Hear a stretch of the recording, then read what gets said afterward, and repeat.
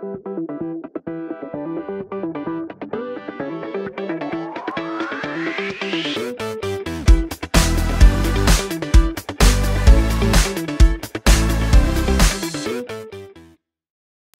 les spectateurs!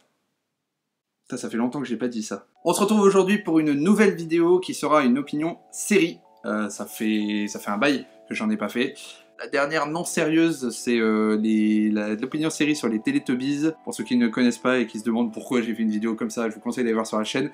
Et l'autre sérieux, c'était pour les désastreuses aventures des orphelins Baudelaire. Saison 2 le 30 mars. Avant de commencer cette opinion, je voulais juste vous faire une petite parenthèse.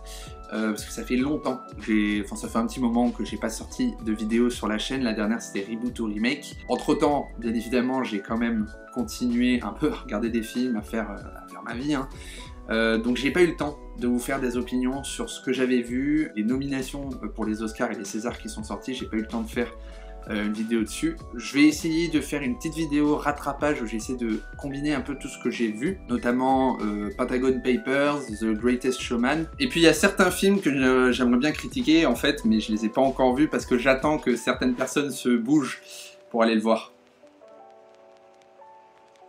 Et une autre petite parenthèse, pour ceux qui ne l'auraient pas vu sur la page Facebook, j'ai lancé une nouvelle chaîne qui n'a rien à voir avec le cinéma ou les séries, qui est une chaîne que j'ai lancée avec Aurélien, que vous avez déjà vu dans la vidéo sur Star Wars 8. C'est une chaîne qui sera plus centrée sur le côté humoristique, qui nous permettra de faire nos délires et qui nous permettra aussi d'écrire des vidéos un peu plus travaillées et qu'on pourra mettre sur cette chaîne plutôt que de le mettre sur côté spectateur qui en soi n'a rien à voir avec le côté humoristique qui est plus centré sur le cinéma et les séries. Donc on se retrouve aujourd'hui pour une opinion série très rapide. Tout d'abord parce que c'est une série que j'ai aimée, que j'ai aimé regarder, donc j'avais envie de partager ça avec vous. Et surtout parce que c'est une série qui fait couler beaucoup d'encre. Il y a beaucoup de personnes qui en parlent autour de moi et beaucoup de personnes qui hésitent à la regarder.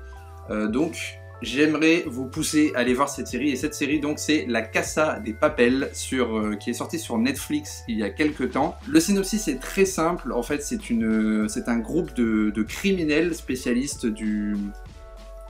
des braquages, des petits vols, etc.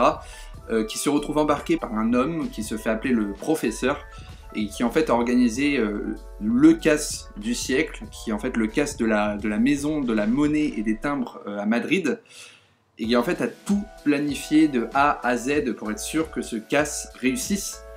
Et ce qui est intéressant aussi pour lui, c'est que, ce qui est important pour lui, c'est que le casse ne vole personne en fait. On ne vole l'argent de personne puisque l'argent est créé à la source. Et en fait, les braqueurs vont fabriquer leur propre argent pour pouvoir le voler derrière. Alors c'est une série espagnole et je trouve ça déjà pas mal parce que c'est vrai qu'il n'y a pas beaucoup de séries espagnoles qui se distinguent dans le monde des séries. Et donc là ça fait vraiment du bien de se retrouver face à une série espagnole qui a vraiment un très bon scénario, parce que c'est ça qui fait l'avantage de cette série, c'est son scénario. Tout est tous les petits éléments de suspense, de stress qui sont mis dans le scénario sont très bien menés.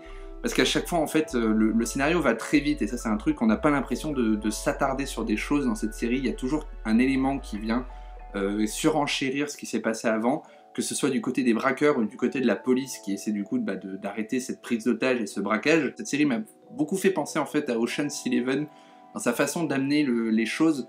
On voit beaucoup la série en fait du côté des braqueurs et non pas du côté de la police. La police, c'est vraiment un élément qu'on intègre à côté pour pouvoir faire voir comment évoluent les choses et ce qui risque de se passer en fait du côté de la police, et donc de gêner le plan des braqueurs. Et en fait par rapport la similitude que j'ai faite par rapport à Ocean's Eleven et qui m'a fait aimer cette série, tout simplement que vu qu'on voit la série du côté des braqueurs, c'est pareil du côté de Ocean's Eleven, on a tendance en fait pas à s'identifier à eux, mais à prendre le parti des braqueurs et à être beaucoup plus de leur côté. Et en fait on a envie que ce braquage réussisse, tout simplement parce qu'en plus dans Ocean's Eleven les raisons sont un peu plus compliquées parce qu'ils volent vraiment des personnes, ils volent un casino, mais dans la Casa de Papel ils volent pas réellement des personnes, donc en soi ils ne veulent pas réellement du mal, parce que même au niveau des otages, bon, après ça évolue dans la série bien évidemment, hein, mais même au niveau des otages il n'y a pas réellement de mal qui est voulu auprès des otages. Ils veulent pas les torturer, ils veulent pas les tuer.